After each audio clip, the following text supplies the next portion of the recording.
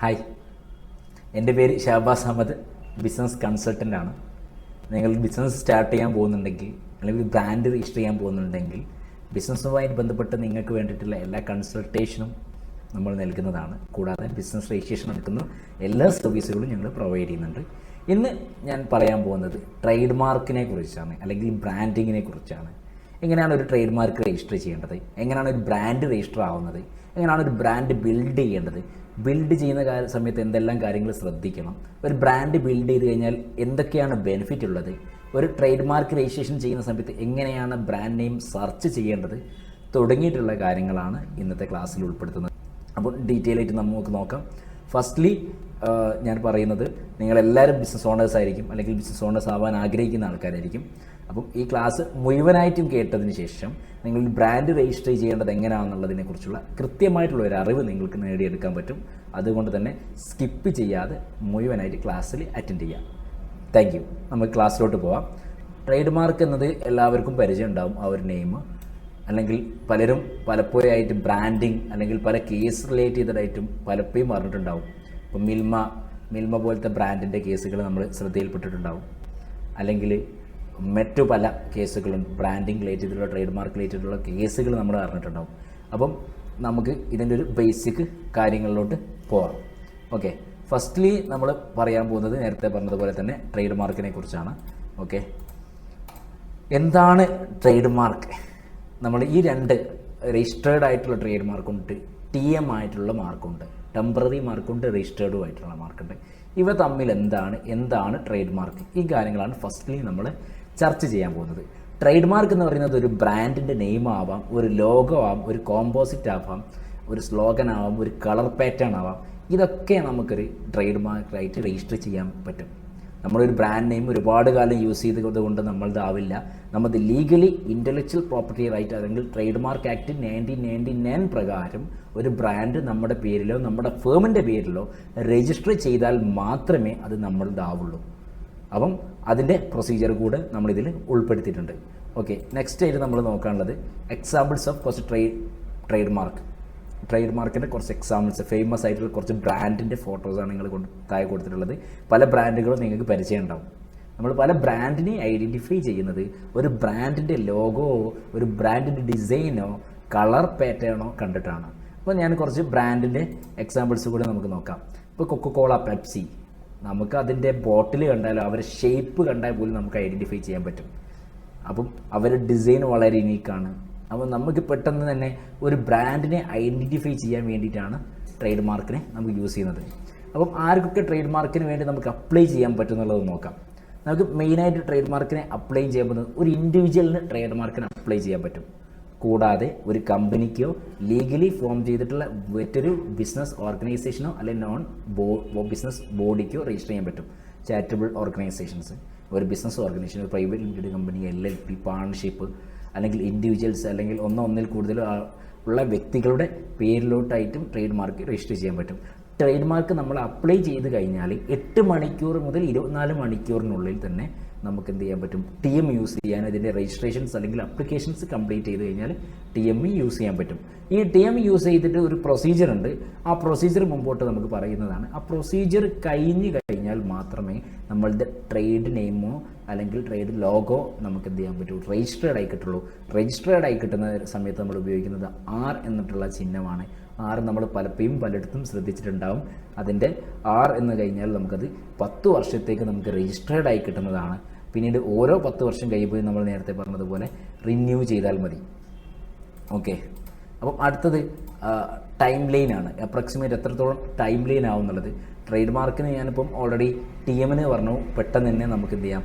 ഉപയോഗിച്ച് തുടങ്ങാൻ പറ്റും അപ്ലൈ ചെയ്ത് കഴിഞ്ഞാൽ. പക്ഷേ നമ്മൾ രജിസ്ട്രേഷനിലേക്ക് എത്താൻ വേണ്ടിയിട്ട് നിലവിലത്തെ ഒരു ഡിലേ വെച്ച് നോക്കുന്ന സമയത്ത് മിനിമം ഒരു വർഷവും 3 മാസവും എടുക്കും. ഏകദേശം 15+ മന്ത്സ് നിലവിലെടുക്കുന്നുണ്ട്. നമുക്ക് പെട്ടെന്ന് പോയി ഒരു ബ്രാൻഡ് എക്സ്പാൻഡ് ചെയ്യാൻ വേണ്ടിയിട്ട് നാളെ മുതൽ എക്സ്പാൻഡ് ചെയ്യണം, നല്ല ഫ്രാഞ്ചൈസി കൊടുക്കണം, ലൈസൻസിങ് കൊടുക്കണം, എന്ന് എക്സ്പാൻഡ് ചെയ്യാൻ വേണ്ടിയിട്ട് പെട്ടെന്ന് രജിസ്ട്രേഷന് പോയാൽ കിട്ടുന്നതല്ല ഒന്ന്. രണ്ടാമത് നമ്മളൊരു ബ്രാൻഡ് ബിൽഡ് ചെയ്ത് കൊണ്ടുവന്നു, അല്ലെങ്കിൽ ഒരു ബ്രാൻഡിനെ ബിൽഡ് ചെയ്ത് കൊണ്ടുവന്നു അതിൻ്റെ കോപ്പ് അപ്പുറത്ത് ഇറങ്ങിക്കഴിഞ്ഞിട്ട് നമ്മൾ പോവേണ്ട ഒന്നല്ല ട്രേഡ് മാർക്ക് രജിസ്ട്രേഷൻ. ആദ്യം രജിസ്ട്രേഷന് പോയതിന് ശേഷം മാത്രമേ നമ്മളൊരു ബ്രാൻഡിൻ്റെ എക്സ്പാൻഷൻ ചെയ്യാൻ പറ്റൂ. അല്ലെങ്കിൽ നാളുകളിൽ ആ ബ്രാൻഡ് മറ്റുള്ള ആൾക്കാർ യൂട്ടിലൈസ് ചെയ്യുന്ന സമയത്ത് നമ്മൾ പാനിക്കായിട്ട് ട്രേഡ് മാർക്കിന് പോവുകയും നമുക്ക് നഷ്ടപ്പെടുകയും ചെയ്യുന്ന പല സാഹചര്യങ്ങളും ഉണ്ടായിട്ടുണ്ട്. അതുകൊണ്ട് എല്ലാവരും ശ്രദ്ധിക്കേണ്ട ഒരു കാര്യം വെച്ചാൽ ട്രേഡ് മാർക്ക് എന്നത് നമ്മൾ കാത്തിരുന്ന് ബ്രാൻഡായി എക്സ്പാൻഡ് ചെയ്ത് നാലാൾക്കാർ അറിഞ്ഞതിന് ശേഷം കൊടുക്കേണ്ട ഒന്നല്ല എന്ന കാര്യം പ്രത്യേകം ശ്രദ്ധയിൽ ഉൾപ്പെടുത്തുക. ട്രേഡ് മാർക്ക് വർക്ക് ചെയ്യുന്നത് എന്നാൽ മെയിനായിട്ട് 5 റീജിയൻ ആയിട്ടാണുള്ളത്. കാരണം ട്രേഡ് മാർക്ക് രജിസ്റ്റർ എന്ന് പറയുന്നത് 5 റീജിയൻ ആയിട്ടാണ് വരുന്നത്. അതുകൊണ്ട് തന്നെ ഇപ്പം ചെന്നൈ വരുന്നുണ്ട്, അഹമ്മദാബാദ് വരുന്നുണ്ട്, ഡൽഹി വരുന്നുണ്ട്, കൊൽക്കത്ത വരുന്നുണ്ട്, മുംബൈ വരുന്നുണ്ട്. ഈ 5 റീജിയൻ ബേസ് ചെയ്തിട്ടാണ് ട്രേഡ് മാർക്കിൻ്റെ രജിസ്ട്രേഷൻസ് വരുന്നത്. അപ്പം ഒരുപാട് വർക്ക് ഡിലേ കാരണമാണ് ഈ ഒരു വർക്കിൽ ഡിലേ വരുന്നത്. അപ്പോൾ നമുക്ക് അടുത്തത് നോക്കാം, ഇതിൻ്റെ ഒരു പ്രോസസ്സ്. അപ്പോൾ ട്രേഡ് മാർക്ക് ഫസ്റ്റ് നമ്മൾ ചെയ്യേണ്ടത് trade mark search, availability of trade മാർക്കിൻ്റെ അവൈലബിലിറ്റി എന്ത് ചെയ്യുക, സെർച്ച് ചെയ്യുക എന്നുള്ളതാണ് നമ്മൾ നോക്കേണ്ടത്. അതിന് പ്രൈവറ്റ് ആയിട്ടുള്ള സൈറ്റുകളുണ്ട്, ഇൻ്റലക്ച്വൽ പ്രോപ്പർട്ടി റൈറ്റിൻ്റെ സൈറ്റ് ഉണ്ട്. ഈ 2 സൈറ്റിലും നമുക്ക് നോക്കണം. കൂടാതെ അതേ പേരിൽ മറ്റ് കമ്പനികളുണ്ടോ എന്നത് ministry of corporate affairs MCA കൂടെ സെർച്ച് ചെയ്യണം. സെർച്ച് ചെയ്യുന്നത് എങ്ങനെയാണെന്നുള്ളത് നമുക്ക് പിന്നീട് നോക്കാം. അപ്പം ഈ സെർച്ച് ചെയ്ത് നമ്മളെ നെയിം യുണീക്ക് ആണെന്ന് ഉറപ്പുവരുത്തണം. ഏറ്റവും ഇമ്പോർട്ടൻ്റ് ആയിട്ട് ചെയ്യേണ്ട ഒരു കാര്യം വെച്ചാൽ നമ്മൾ യുണീക്ക് ആയിരിക്കണം. നിലവിലുള്ളൊരു ബ്രാൻഡിൻ്റെ കോപ്പി ആവരുത്, അല്ലെങ്കിൽ നമ്മൾ ഗവൺമെൻറ്റിൻ്റെ പ്രോജക്റ്റിൻ്റെ നെയിം ആവരുത്. ഇങ്ങനെയൊക്കെ ആവുന്ന സമയത്ത് നമുക്ക് ആ രജിസ്ട്രേഷൻ കിട്ടില്ലെന്ന് മാത്രമല്ല നമുക്ക് എഗെയിൻസ്റ്റ് ഓപ്പോസിഷൻ വരെ ഫയൽ ചെയ്യാനുള്ള പോസിബിലിറ്റീസ് ഉണ്ട്. ട്രേഡ് മാർക്ക് അപ്ലൈ ചെയ്യുന്ന സമയത്ത് നമുക്ക് ഫീസ് വരുന്നത് ഇൻഡിവിജ്വൽ ആണെങ്കിൽ 4,500 അല്ലെങ്കിൽ ഒരു കമ്പനിയോ ഒരു LLP ആണെങ്കിൽ 9,000 ഗവൺമെൻറ് ഫീസായിട്ട് വരുന്നത്. ഈ കമ്പനീസിനുള്ള ഗവൺമെൻറ് ഫീസ് കുറയ്ക്കാനുള്ള ഓപ്ഷൻസ് ഉണ്ട്, അത് ഞാൻ പിന്നീട് പറയാം. അപ്പം ഈ ഫീസ് അടിച്ചു കഴിഞ്ഞാൽ നമുക്ക് എന്ത് ചെയ്യാം, ട്രേഡ് മാർക്കിന് അപ്ലിക്കേഷൻസ് ഫയൽ ചെയ്യാൻ പറ്റും. അപ്ലിക്കേഷൻ ഫയൽ ചെയ്ത് കഴിഞ്ഞാൽ ഒന്നെങ്കിൽ ആക്സെപ്റ്റ് ആണെങ്കിൽ നമുക്ക് എന്ത് ചെയ്യും, രജിസ്ട്രേഷൻ കിട്ടും. റിജക്റ്റ് ആണെങ്കിൽ അതിനുള്ള റീസൺ എക്സാമിനേഷൻ റിപ്പോർട്ട് നമുക്ക് ഇഷ്യൂ ആവുന്നതാണ്. ഇനി എക്സാമിനേഷനൊക്കെ കിട്ടിക്കഴിഞ്ഞതിന് ശേഷം നമുക്ക് വീണ്ടും ഇതിന് നമ്മൾ എലിജിബിൾ ആണെന്ന് തോന്നുകയാണ്, നമുക്കിത് തന്നെ വേണമെന്ന് തോന്നുകയാണെങ്കിൽ നമുക്ക് എന്ത് ചെയ്യാൻ പറ്റും, ഹൈക്കോടതിന് അപ്പീലിന് പോകാൻ പറ്റുന്നതാണ്. പിന്നെ വരുന്നതാണ് നമ്മൾ ട്രേഡ് മാർക്ക് രജിസ്ട്രേഷന് തൊട്ട് മുമ്പ് എന്ത് ചെയ്യും, എല്ലാ കാര്യങ്ങളും ഒബ്സർവ് ചെയ്ത് പരിശോധിച്ച ശേഷം രജിസ്ട്രാർ ജേർണൽ പബ്ലിഷ് ചെയ്യും. ട്രേഡ് മാർക്ക് ജേർണലിൽ പബ്ലിഷ് ചെയ്യും. ആ പബ്ലിഷ് ചെയ്യുന്ന സമയത്ത് ഏതൊരാൾക്ക് വേണമെങ്കിലും ഏതൊരു പബ്ലിക്കിന് വേണമെങ്കിലും ആ ഒരു നെയിമിനെതിരെ ഒബ്ജക്ഷന് കൊടുക്കാൻ പറ്റും. അപ്പോൾ നമ്മളത് യുണീക്ക് അല്ല, മറ്റൊരാൾക്ക് കോപ്പി ആണെങ്കിൽ ഈ ഞാൻ നേരത്തെ പറഞ്ഞതുപോലെ ഈ ഒബ്ജക്ഷൻസ് വരാനുള്ളൊരു ചാൻസ് ഉണ്ട്. അങ്ങനെ സമയത്ത് നമ്മൾ അതിനകത്ത് കൗണ്ടർ ചെയ്യേണ്ടി വരും. അപ്പം 2 പേരെയും എവിഡൻസ് പരിശോധിച്ച് ആരുടെ പേരിലാണ് ഇത് കൊടുക്കേണ്ടത് അല്ലെങ്കിൽ ആർക്കാണ് ഇത് നൽകേണ്ടതെന്ന് കോർട്ട് തീരുമാനിച്ച് അതിൻ്റെ അടിസ്ഥാനത്തിലാണ് അതിൻ്റെ അവകാശങ്ങൾ കൊടുക്കുന്നത്. അപ്പം കൂടാതെ ഓരോ 10 വർഷം കഴിയുമ്പോഴും സെക്ഷൻ 8 ആൻഡ് സെക്ഷൻ 9 യൂസ് ചെയ്തിട്ട് നമ്മൾ റിന്യൂ ചെയ്യണം. ട്രേഡ് മാർക്ക് ഓരോ 10 വർഷത്തിനിടയിലും നമ്മളത് റിന്യൂ ചെയ്തുകൊണ്ടേ ഇരിക്കണം. അപ്പം നമുക്ക് ട്രേഡ് മാർക്കിൻ്റെ ഒരു പ്രോസസ്സ് ഞാൻ ബേസിക്കലി പറഞ്ഞു. ഇതിന് ഡീറ്റെയിൽ ആയിട്ട് നോക്കാം ട്രേഡ് മാർക്കിൻ്റെ രജിസ്ട്രേഷൻ്റെ പ്രോസസ്സ്. ഫസ്റ്റ് TM സെർച്ച്, നമ്മൾ ട്രേഡ് മാർക്ക് നേരത്തെ പറഞ്ഞതുപോലെ private and government intellectual property റൈറ്റിലും അതേപോലെ പ്രൈവറ്റ് സൈറ്റുകളും സെർച്ച് ചെയ്യുക എന്നുള്ളതാണ് ഫസ്റ്റ് ഓപ്ഷൻ. അപ്പോൾ അത് സെർച്ച് ചെയ്ത് ഉറപ്പാക്കിയതിന് ശേഷം നമ്മൾക്ക് അപ്ലിക്കേഷൻസ് മൂവ് ചെയ്യാൻ പറ്റും. ഈ അപ്ലിക്കേഷൻ മൂവ് ചെയ്യുന്ന സമയത്ത് 2 സ്റ്റെപ്സ് കൂടെ നേരത്തെ പറയാത്തുണ്ട്. ഒന്ന്, നമ്മൾ അപ്ലിക്കേഷൻസ് എന്തെങ്കിലും ക്ലാരിറ്റി കുറവുണ്ട് അല്ലെങ്കിൽ എന്തെങ്കിലും ഡൗട്ട്സ് ഉണ്ടെങ്കിൽ നമുക്കതിന് ഒബ്ജക്ഷൻ വരാനുള്ളൊരു ചാൻസ് ഉണ്ട്. ഈ ഒബ്ജക്ഷൻ നിലവിലത്തെ ഒരു 60% ഒബ്ജക്ഷൻസ് വരുന്നുണ്ട്. അതിന് ക്ലാരിറ്റി കൊടുത്താൽ നമുക്ക് അടുത്തൊരു പോയിന്റ് കൂടി ഹിയറിങ്ങിന് വിളിക്കാൻ ചാൻസ് ഉണ്ട്. നമുക്ക് എന്തെങ്കിലും ഡോക്യുമെൻറ്റ് സബ്മിറ്റ് ചെയ്യാനോ ഓൺലൈനായിട്ടോ ഓഫ്ലൈനായിട്ടോ നമ്മൾ അഡ്വക്കേറ്റ് ഹാജരായിട്ട് ഇതിൻ്റെ ഡീറ്റെയിൽ പറഞ്ഞു കൊടുക്കാനുള്ള ഓപ്ഷൻസ് കൂടിയുണ്ട്. അപ്പം ഒബ്ജക്ഷൻ ഹിയറിംഗ് കഴിഞ്ഞതിന് ശേഷം മാത്രമാണ് ആക്സെപ്റ്റ് ചെയ്യുന്നത്. അപ്പം ഈ ഒരു പീരീഡിൽ നമുക്ക് TM യൂസ് ചെയ്യുക എന്നുള്ളത് മറക്കണ്ട. ഈ ആക്സെപ്റ്റ് ചെയ്തതിന് ശേഷം ഇത് ജേർണൽ പബ്ലിഷ് ചെയ്യും. ജേർണൽ പബ്ലിഷ് ചെയ്ത് ഇത് പബ്ലിക്കിന് അവൈലബിൾ ആയിരിക്കും. പബ്ലിക്കിന് ഇപ്പം ബ്രാൻഡഡ് കമ്പനീസൊക്കെ ഒരു അഡ്വക്കേറ്റ്സ് ഗ്രൂപ്പ് തന്നെ ഉണ്ടാവും, അല്ലെങ്കിൽ ഫേമസ് ആയിട്ടുള്ള എല്ലാ ബ്രാൻഡിനും അവർക്കൊരു അഡ്വക്കേറ്റ് ഗ്രൂപ്പ് ഉണ്ടാവും. അവർ ഈ പലപ്പോഴുമായിട്ടും ഈ സൈറ്റുകളിൽ കയറുകയും സെർച്ച് ചെയ്യുന്നുണ്ടാവും. അപ്പം അവർ ഈ ജേർണൽ പബ്ലിഷ് ആകുന്ന സമയത്ത് അത് ഡൗൺലോഡ് ചെയ്തിട്ട് അവരെ ബ്രാൻഡിന് മാച്ച് ചെയ്യുന്നതോ അല്ലെങ്കിൽ സാമ്യമായിട്ട് ഏതെങ്കിലും ബ്രാൻഡ് ഉണ്ടോ എന്നുള്ളത് അവരിടയ്ക്കിടയ്ക്ക് ചെക്ക് ചെയ്യുന്നതാണ്. അപ്പം അങ്ങനെ ഉണ്ട് എങ്കിൽ അവർ ഓപ്പോസിഷൻ ഫയൽ ചെയ്യും. ഓപ്പോസിഷൻ ഫയൽ ചെയ്ത് അത് ക്ലിയർ ചെയ്ത് കഴിഞ്ഞാൽ നമുക്ക് ട്രേഡ് മാർക്ക് രജിസ്ട്രേഷൻ കിട്ടുകയും ചെയ്യും. അപ്പോൾ നമുക്കിനി എന്തൊക്കെ ഡോക്യുമെൻ്റ് ആണ് വേണ്ടതെന്ന് നോക്കാം. നമുക്ക് ട്രേഡ് മാർക്ക് ചെയ്യാൻ കാര്യമായിട്ട് ഡോക്യുമെൻ്റ് ഒന്നും വേണ്ടതില്ല. നമ്മുടെ ലോഗോ അല്ലെങ്കിൽ ബ്രാൻഡ് നെയിം എന്താണോ ആ ഡിസൈൻസ് വേണം. കൂടാതെ നമ്മളെ ഇൻഡിവിജ്വൽ ആയിട്ടാണെങ്കിൽ നമ്മളെ ID പ്രൂഫ് കാര്യങ്ങൾ മതി. ഇനി ഒരു കമ്പനി ആണെങ്കിൽ ഇൻകോർപ്പറേഷൻ സർട്ടിഫിക്കറ്റ് വെച്ചിട്ട് നമുക്ക് എന്ത് ചെയ്യാൻ പറ്റും, കമ്പനീൻ്റെ പേരിൽ എന്ത് ചെയ്യാൻ പറ്റും, നമുക്ക് ചെയ്യാൻ പറ്റും. അപ്പം പിന്നെ ചെയ്യുന്ന സമയത്ത് 2 രീതിയിലാണ് നോക്കേണ്ടത്.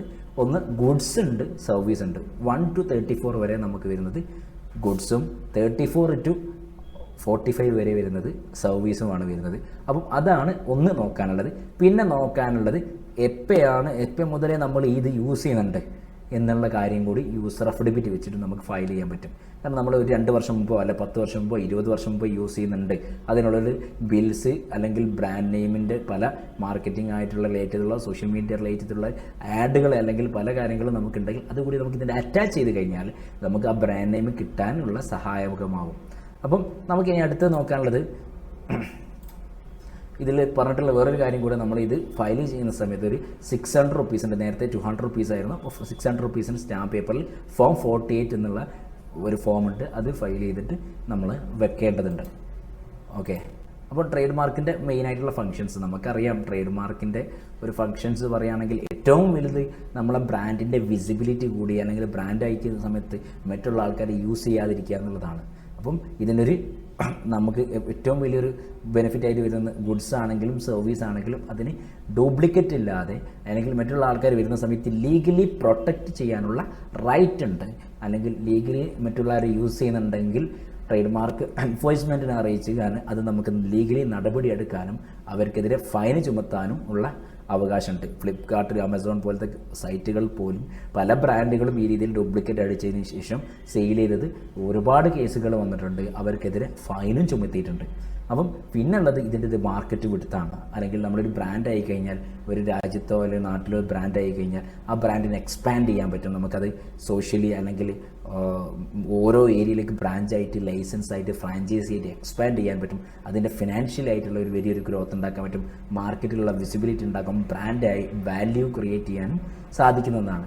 അടുത്തത് നമുക്ക് പറയാനുള്ളത് ഡിഫറെൻറ്റ് ടൈപ്സ് ഓഫ് ട്രേഡ് മാർക്കാണ്. ഏതൊക്കെയാണ് ഡിഫറെൻറ്റ് ടൈപ്സ് ആയിട്ടുള്ള ട്രേഡ് മാർക്ക് എന്നുള്ളത് നോക്കാം. ഒന്ന് നമുക്ക് പ്രധാനപ്പെട്ട് വരുന്ന ഒന്നാണ് വേർഡ് മാർക്ക്. ഏറ്റവും കൂടുതൽ പലപ്പോഴും പലരും എല്ലാ ക്ലാസ്സിലും എടുത്തു വെക്കാറുണ്ട്, അല്ലെങ്കിൽ പലരും വ്യത്യസ്ത മാർക്കുകൾ എടുത്ത് വെക്കാറുണ്ട്. വേർഡ് മാർക്ക് എടുക്കും, കൂടാതെ ലോഗോ മാർക്ക് എടുക്കും, കൂടാതെ കോമ്പോസിറ്റ് എടുക്കും. അപ്പോൾ വേർഡും ലോഗോയും കൂടി ചേർന്നതാണ് കോമ്പോസിറ്റ്. വേർഡ് മാത്രം എടുക്കുന്നുണ്ട്, ലോഗോ മാത്രം എടുക്കുന്നുണ്ട്, ഡിവൈസ് മാർക്ക് എടുക്കുന്നുണ്ട്, സൗണ്ട് മാർക്ക് എടുക്കുന്നുണ്ട്, അത് ഡൈമെൻഷണൽ മാർക്ക് എടുക്കുന്നുണ്ട്, കളർ മാർക്ക് എടുക്കുന്നുണ്ട്, smell mark, shape of goods, ഇതൊക്കെ മാർക്ക് ചെയ്ത് വെക്കുന്നുണ്ട്. ഇതിൻ്റെയൊക്കെ എക്സാമ്പിൾ നമുക്ക് ഡീറ്റെയിൽസ് ആയിട്ട് പഠിക്കാവുന്നതാണ്. അപ്പോൾ വേർഡ് മാർക്ക് എന്നുള്ളത് നോക്കാം. വേർഡ് മാർക്ക് എന്നുള്ളത് നമുക്ക് ഒരു പ്രൊഡക്റ്റിൻ്റെ സർവീസോ അല്ലെങ്കിൽ ഗുഡ്സോ ആയിട്ടുള്ള നെയിം. ഇപ്പോൾ നൈക്കി എന്നത് വേർഡാണ്. ആ വേർഡ് രജിസ്റ്റർ ചെയ്ത് വെച്ചതാണ് നമുക്ക് എന്ത് ചെയ്യാം, വേർഡ് മാർക്കായിട്ട് എക്സാമ്പിളായിട്ട് പറയാൻ പറ്റുന്ന ഒന്നാണ്. അപ്പം അതിനെയാണ് വേർഡ് മാർക്ക് എന്ന് പറയുന്നത്. ഇപ്പോൾ സൊമാറ്റോ നമുക്ക് എല്ലാവരും പരിചയമുള്ള മറ്റൊരു ബ്രാൻഡാണ്. അത് ആ ഒരു നെയിം രജിസ്റ്റർ ചെയ്ത് വെച്ചിട്ടുള്ളത് നമുക്ക് എന്ത് ചെയ്യാം, വേർഡ് മാർക്കായിട്ട് എന്ത് ചെയ്യാൻ പറ്റും. കൂടാതെ വരുന്ന ഒന്നാണ് device mark and logo mark. അപ്പോൾ ഈ ഒരു ലോഗോ നിങ്ങൾക്ക് എല്ലാവർക്കും പരിചയം ഉണ്ടാവും. ഓക്കെ, അപ്പോൾ ഈ ലോഗോ കാണുമ്പോൾ തന്നെ നമുക്കറിയാം ഇത് ആപ്പിളിൻ്റെ ലോഗോ ആണെന്നുള്ളത് മനസ്സിലാവും. അതുപോലെ നമ്മൾ മറ്റൊരു ബ്രാൻഡ് ഉണ്ട്, നിങ്ങൾക്ക് ഈ ബ്രാൻഡ് നിങ്ങൾക്ക് പരിചയം ഉണ്ടാവും. നമുക്ക് എപ്പോഴും ഈ ഒരു ബ്രാൻഡ് നെയിം കാണുമ്പോൾ ഒരു പ്രീമിയം ബ്രാൻഡ് ലുക്ക് നമുക്ക് തരികയും നമുക്ക് ആ ബ്രാൻഡിനെ ഐഡൻറ്റിഫൈ ചെയ്യാൻ പറ്റുകയും ആ ബ്രാൻഡിനെ ചൂസ് ചെയ്യാനും പറ്റും. അപ്പം ഇതാണ് നമ്മുടെ ലോഗോ മാർക്ക് അല്ലെങ്കിൽ ഡിവൈസ് മാർക്ക് എന്ന് പറയുന്നത്. അപ്പം നമുക്ക് ഒരു ബ്രാൻഡിൻ്റെ പേരോ അല്ലെങ്കിൽ മറ്റു കാര്യങ്ങളോ ഇല്ല, ഒരു ലോഗോ വെച്ചിട്ട് മാത്രം ഐഡൻറ്റിഫൈ ചെയ്യാൻ പറ്റുന്ന ഒരു മെത്തേഡാണെങ്കിൽ അല്ലെങ്കിൽ ഒരു ഇഷ്യൂഷനാണ് ലോഗോ മാർക്ക് എന്ന് പറയുന്നത്. അടുത്തതാണ് കോമ്പിനേഷൻസ് മാർക്ക് എന്ന് പറയുന്നത്. കോമ്പിനേഷൻ മാർക്ക് എന്ന് പറഞ്ഞാൽ ബ്രാൻഡ് നെയിമിനെയും ലോഗോയും ചേർത്ത് കൊടുത്തിട്ടുള്ള കോമ്പിനേഷനായിട്ട് കൊടുക്കാൻ പറ്റും. അത് നെയിമും ഉണ്ടാവും, ലോഗോ ഉണ്ടാവും. ഓക്കെ, ഇതിപ്പോൾ ബർഗർ കിങ്ങിൻ്റെ ആണ്. ബർഗർ കിങ്ങിൻ്റെത് നെയിം പ്ലസ് ലോഗോ ചേർത്തിട്ട് കൊടുത്തതായതുകൊണ്ട് തന്നെ ഇതിനെ കോമ്പിനേഷൻ മാർക്കായിട്ട് ചെയ്യാൻ പറ്റും. ഇപ്പോൾ അഡിഡാസിൻ്റെതാണെങ്കിലും അതേപോലെ തന്നെ നമുക്ക് എന്ത് ചെയ്യാൻ പറ്റും. അഡിഡാസിൻ്റെത് രണ്ടും കൂടി ചേർത്തിട്ട് കൊടുത്തിട്ടുണ്ട്. ഇനി സൗണ്ട് മാർക്ക് എന്ന് പറയുന്നത് നോക്കിയയുടെ റിംഗിങ് ടോൺ അല്ലെങ്കിൽ നോക്കിയ പണ്ട് ഓണായി വരുന്ന സമയത്ത് അല്ലെങ്കിൽ റിംഗ് ടോൺ ആയിട്ടുള്ള സൗണ്ട്സ്, ഇപ്പോൾ ഐഫോണുണ്ട്, സാംസങ് ഉണ്ട്, അവർ യുണീക്ക് ആയിട്ടുള്ള സൗണ്ട്സുകളുണ്ട്. സൗണ്ട്സുകൾ നമുക്ക് ട്രേഡ് മാർക്ക് എടുത്തു കഴിഞ്ഞാൽ അത് മറ്റുള്ള ബ്രാൻഡുകൾക്ക് യൂസ് ചെയ്യാൻ പാടില്ല. അത് യുണീക്കായിട്ട് കമ്പോസ് ചെയ്യുന്ന അല്ലെങ്കിൽ ചെയ്തു വെക്കുന്ന മ്യൂസിക്സ് അല്ലെങ്കിൽ സൗണ്ട്സ് മാർക്കും നമുക്ക് എന്ത് ചെയ്യാൻ പറ്റും, എടുത്ത് വെക്കാൻ പറ്റും. അപ്പം ഓരോ ബ്രാൻഡുകളും ആ രീതിയിൽ ചെയ്യാറുണ്ട്. ഈ ഒരു കളർ കാണുമ്പോൾ നമുക്ക് അറിയാം കാഡ്ബറി, ഈ ഒരു കളറിൽ തന്നെയാണ് കാഡ്ബറിൻ്റെ പരസ്യം കാണാറ്. റേഡിയോന് തിരിയുമ്പോൾ യെല്ലോ ആയിരുന്നു, വോഡഫോൺ റെഡ് ആയിരുന്നു. ഓരോ ബ്രാൻഡിൻ്റെ കളർ പാറ്റേൺ നമുക്കറിയാൻ പറ്റും. എങ്ങനെ കളർ പാറ്റേൺ കാണുമ്പോൾ തന്നെ നമുക്ക് മനസ്സിലാവും ഇത് ഇന്ന ബ്രാൻഡാണെന്നുള്ളത്. കാരണം എല്ലാവരും ബ്രാൻഡ് ഐഡൻറ്റിറ്റി അല്ലെങ്കിൽ ബ്രാൻഡിങ് എന്നുള്ളതിൽ നല്ല രീതിയിൽ അവെയർഡ് ആണ്. അപ്പോൾ കളേഴ്സ് മാർക്ക് എന്നുള്ളത് സ്പെഷ്യലി ആയിട്ടുള്ള ചില കളേഴ്സ് വെച്ചിട്ട് ബ്രാൻഡിനെ ഐഡൻറ്റിഫൈ ചെയ്യാൻ വേണ്ടി കൊടുക്കുന്നതാണ് കളർ മാർക്ക് എന്ന് പറയുന്നത്. അപ്പം ഇതൊക്കെ ഷേപ്പ് മാർക്കാണ്. നമുക്ക് 3D ആയിട്ടുള്ള കുറച്ച് ഷേപ്പുകളാണ്. കാരണം നമ്മളൊരു പുതിയൊരു ഷേപ്പ് ഇന്നോവേറ്റ് ചെയ്ത് നമ്മളൊരു പ്രോഡക്റ്റ് ഇറക്കുന്ന സമയത്ത് അതിനൊരു ഡ്യൂപ്ലിക്കേറ്റ് വരാതിരിക്കാൻ വേണ്ടിയിട്ട് ബ്രാൻഡിൻ്റെ നെയിം എടുത്ത് വെച്ചു, ലോഗോ എടുത്ത് വെച്ചു. കാരണം നമ്മൾ ആലോചിക്കേണ്ട ഒരു ചെറിയൊരു ബ്രാൻഡ് ചെറിയൊരു ഏരിയയിലല്ല എക്സ്പാൻഡ് ചെയ്ത് വലിയ രീതിയിലേക്ക് വരുമ്പോൾ ഒരു ഡ്യൂപ്ലിക്കേറ്റ് ഇറങ്ങിക്കഴിഞ്ഞാൽ അത് ബ്രാൻഡിൻ്റെ വാല്യൂവിനെയും ബ്രാൻഡിലുള്ള ട്രസ്റ്റിനെയും ബാധിക്കുന്നതുകൊണ്ട് തന്നെ എല്ലാ രീതിയിലുള്ള പ്രൊട്ടക്ഷനും എന്ത് ചെയ്യുന്നുണ്ട്, എടുത്തു വെക്കുന്നുണ്ട്. അപ്പം ഇതാണ് ഷേപ്പ് മാർക്ക് എന്ന് പറയുന്നത്. അടുത്തത് നമുക്ക് നോക്കാം. അടുത്തത് സെൻഡ് മാർക്ക്. സ്പെസിഫിക് ആയിട്ടുള്ള സ്മെല്ല് റിലേറ്റ് ചെയ്തുള്ള മാർക്കുകൾ എടുത്തു വെക്കാൻ പറ്റും. അതും യുണീക്കായിട്ട് തന്നെ നമുക്ക് ആ ഒരു മാർക്കുകൾ എടുത്ത് വെച്ചാൽ എന്ത് ചെയ്യും, നമുക്കതിൻ്റെ രജിസ്ട്രേഷൻസ് യൂസ് ചെയ്യാൻ പറ്റും. അത് വളരെ റയറായിട്ടാണ് എടുക്കുന്നത്. ഫ്രാഗ്രൻസ് മേഖലയിലാണത് കൂടുതലായിട്ട് എടുക്കുന്നത്. ഇനി അടുത്തത് പാറ്റേൺ മാർക്ക്. വ്യത്യസ്തമായിട്ടുള്ള ഒരു പാറ്റേൺ ഓഫ് ഡിസൈൻസ് വെച്ചിട്ട് അല്ലെങ്കിൽ പാറ്റേൺസ് ഓഫ് ഗുഡ്സ് സർവീസ് ചെയ്യാൻ വേണ്ടിയിട്ട് ഒരു പാറ്റേൺ ആയിട്ട് ചെയ്യുന്നതിന് നമ്മൾ പാറ്റേൺ മാർക്ക് എന്ന് പറയുന്നത് അതിൻ്റെ എക്സാമ്പിൾസാണ് ആ ഇമേജിൽ കൊടുത്തിട്ടുള്ളത്. പിന്നെ നമുക്ക് കലക്റ്റീവ് മാർക്ക്, നിങ്ങളെല്ലാവർക്കും പരിചയമുള്ള 3 ഡിസൈൻസാണ് കൊടുക്കാൻ പോകുന്നത്. ഒന്ന് അഡ്വക്കേറ്റ്സിൻ്റെത്, രണ്ടാമത്തത് CA-കാരനത്, മൂന്നാമത്തത് ഡോക്ടേഴ്സിൻ്റെ. ഇത് കലക്റ്റീവ് മാർക്കാണ്. പ്രൊഫഷണലി അത് പ്രൂവ് ചെയ്യാൻ വേണ്ടി അല്ലെങ്കിൽ പ്രൊഫഷണൽസ് ആയിട്ടുള്ള ആൾക്കാർക്ക് ഉപയോഗിക്കാൻ വേണ്ടിയിട്ട് രീതിയിൽ ഉപയോഗിക്കുന്നതാണ് ഈ കലക്റ്റീവ് മാർക്ക് എന്നുള്ളത്. അടുത്ത് വരുന്നതാണ് സർട്ടിഫിക്കേഷൻ മാർക്ക്. അതായത് നമ്മളൊരു പ്രോഡക്റ്റിനെ സർട്ടിഫൈ ചെയ്യുകയാണ്. ഒരു പ്രോഡക്റ്റ് ഇത്ര മിനിമം ക്വാളിറ്റി അഷ്യൂറൻസ് കൊടുക്കുന്നുണ്ട് എന്ന് സർട്ടിഫൈ ചെയ്യുന്നതാണ്. നമുക്കറിയാം ISI ഉണ്ട്, അപ്പോൾ ISO ഉണ്ട്. ഇങ്ങനത്തെ സ്റ്റാൻഡേർഡ്സ് ഓഫ് സർട്ടിഫിക്കേഷൻസ് ഉണ്ട്. ഇതൊക്കെ ഇന്ത്യയിൽ യൂസ് ചെയ്യുന്ന അല്ലെങ്കിൽ എക്സ്പാൻഡ് മീൻസ് ഒരു ബ്രാൻഡ് എക്സ്പാൻഡ് ചെയ്യുന്നതിന് മുമ്പ് തന്നെ എടുത്തു വെക്കുന്ന സർട്ടിഫിക്കേഷൻസ് ആണ്. ഇതൊരു മാർക്കറ്റിംഗ് ടൂൾ കൂടാണ്. നമ്മൾ പല പ്രോഡക്റ്റുകൾക്കും ISO ഒക്കെ അല്ലെങ്കിൽ എടുത്തു വെക്കുന്നത് നമുക്കൊരു മാർക്കറ്റിംഗിലൂടെ ഉപയോഗിക്കാൻ പറ്റുന്ന ഒന്നാണ്. അടുത്തതാണ് നമുക്ക് സർവീസ് മാർക്ക്. ഇപ്പം ഈ 2 വിസ കാർഡ്സ് സർവീസാണ് പ്രൊവൈഡ് ചെയ്യുന്നത്. അല്ലെങ്കിൽ വിസ എന്നത് അവർ സർവീസായിട്ട് മാർക്ക് രജിസ്റ്റർ ചെയ്ത് വെക്കുന്നുണ്ട്.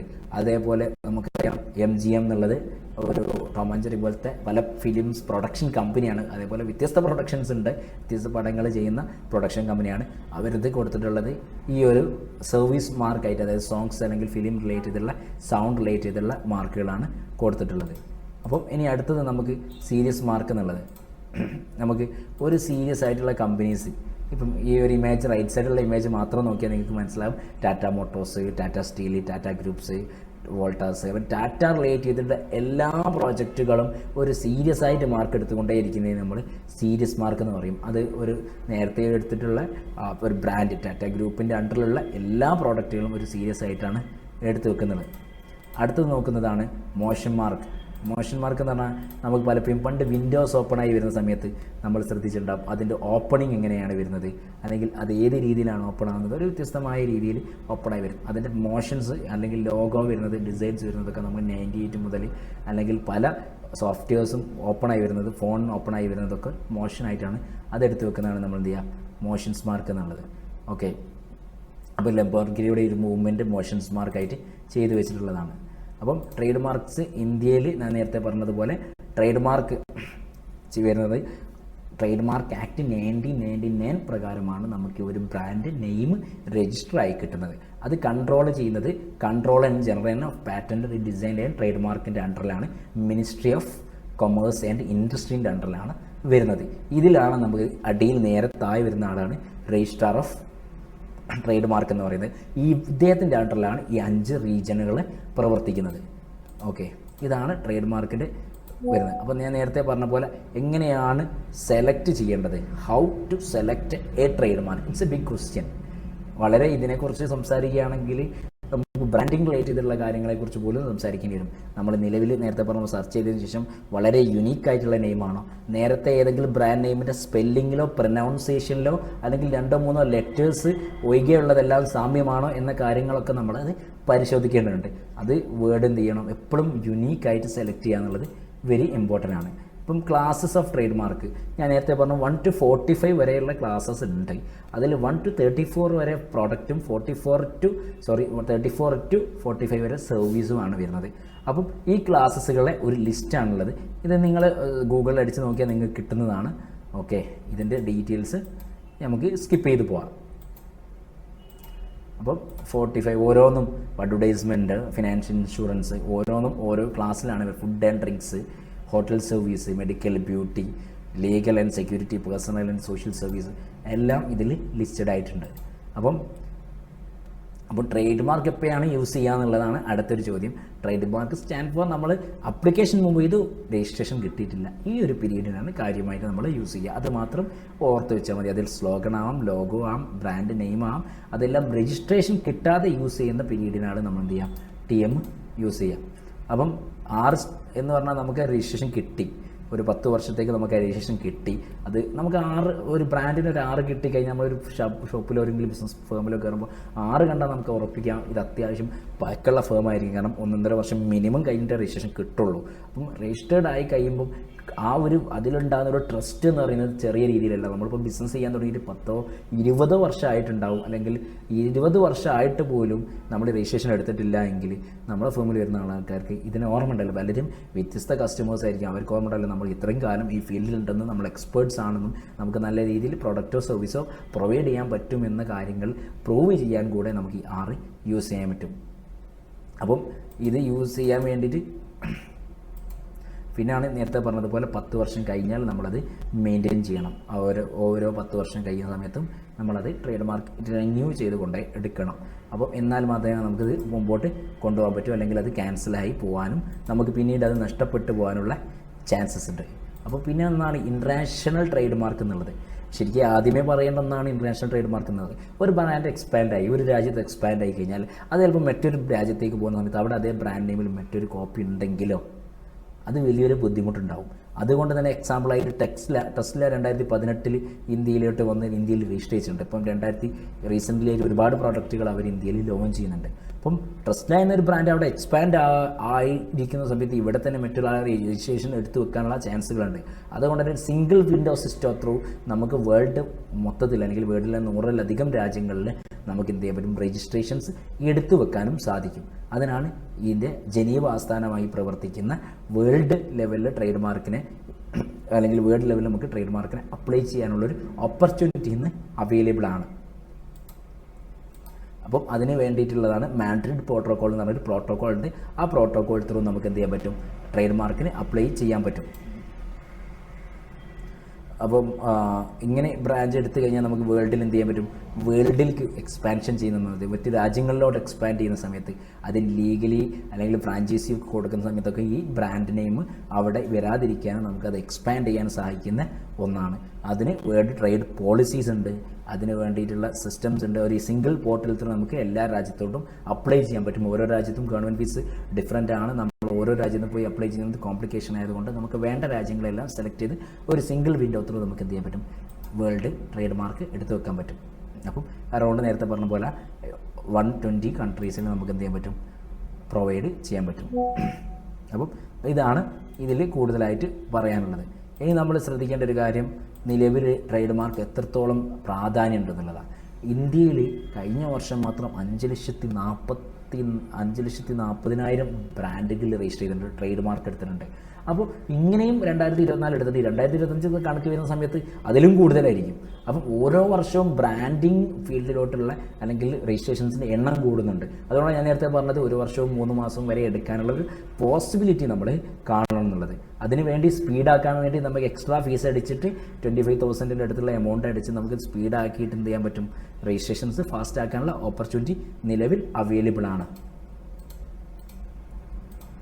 ഒരു കേസ് റിലേറ്റ് ചെയ്തുള്ള കേസസ് പറയുകയാണെങ്കിൽ ഒരുപാടുണ്ട്. ഒരു എക്സാമ്പിൾസ് ഇതിൽ കൊടുത്താണ്. എക്സാമ്പിളായിട്ട് ITC ബന്ധപ്പെട്ട ITC നേരത്തെ അതെ കാഡ്ബറിയുടെ ഒരു കേസുണ്ട്. കാഡ്ബറി നേരത്തെ എക്ലെയർ എന്നുള്ളൊരു നമ്മൾ പലപ്പോഴും കണ്ടിട്ടുള്ള പ്രോഡക്റ്റാണ്. എക്ലെയർ എന്നുള്ള പ്രോഡക്റ്റിൽ അല്ലെങ്കിൽ ആ ഒരു ബ്രാൻഡ് നെയിമിൽ ഒരുപാട് പ്രോഡക്റ്റുകൾ ഇറക്കി. കാഡ്ബറി ആ സമയത്ത് അതൊരു യുണീക്ക് നെയിമല്ല, അത് കോമൺ നെയിമാണെന്ന് നമ്മൾ കോർട്ട് പോവുകയും അതിന് പിന്നീട് എന്ത് ചെയ്യേണ്ടി വരും, അതിന് ആ നെയിം കാഡ്ബറിക്ക് എന്ത് ചെയ്യേണ്ടി വരും, നെയിം മാറ്റേണ്ട ഒരു സാഹചര്യവും ഉണ്ടായിട്ടുണ്ട്. ഓക്കെ, അപ്പോൾ അത് കോമൺ നെയിമാകുന്ന സമയത്ത് ഒന്നുകിൽ ബ്രാൻഡ് നെയിം മാറ്റേണ്ടി വരും, അല്ലെങ്കിൽ മറ്റൊരാൾ കൂടി അത് ഉപയോഗിക്കാനുള്ള അവകാശം കിട്ടാനുള്ളൊരു പോസിബിലിറ്റി ഉണ്ട്. ഇതൊരു ഡൽഹി ഹൈക്കോർട്ടിൽ നടത്തിയ 2013 കേസാണ്. അതിനുശേഷം നമുക്ക് മിൽമയുടെ കേസ് വന്നിട്ടുണ്ട്, നമുക്ക് ബ്രാൻഡിൽ ഫ്ലിപ്കാർട്ടിൽ ഇതിലുള്ള കേസ് വന്നിട്ടുണ്ട്. ഒരുപാട് ബ്രാൻഡിങ് പണ്ട് നമുക്ക് KSRTC നമുക്ക് പരിചയം ഉണ്ടാവും. KSRTC കേരളവും കേരളവും കർണാടകയും ബേസ് ചെയ്തിട്ടുള്ള ഒരു KSRTC റിലേറ്റ് ചെയ്ത കേസുണ്ട്. ട്രേഡ് മാർക്ക് കേസ് സ്റ്റഡീസ് എന്ന് പറഞ്ഞാൽ അത്രയും വൈഡായിട്ടുണ്ട്. അപ്പം ഒരു ബ്രാൻഡ് നെയിം നമ്മൾ ചൂസ് ചെയ്യുന്ന സമയത്ത് ഒരു എക്സ്പേർട്സിൻ്റെ സഹായത്തോട് മാത്രം ചൂസ് ചെയ്യുക. അതേപോലെ ബ്രാൻഡ് നെയിമിന് അപ്ലൈ ചെയ്യുന്ന സമയത്ത് ഒരു എക്സ്പേർട്ടിനെ മാത്രം നമ്മളത് സമീപിക്കുന്നതായിരിക്കും നമുക്ക് ബെസ്റ്റ് ആയിട്ടുള്ളത്. കാരണം നമുക്ക് ബ്രാൻഡ് നെയിം എന്നുള്ളത് എന്നേക്കുമായിട്ട് വേണ്ട ഒന്നാണ്. ഓക്കെ,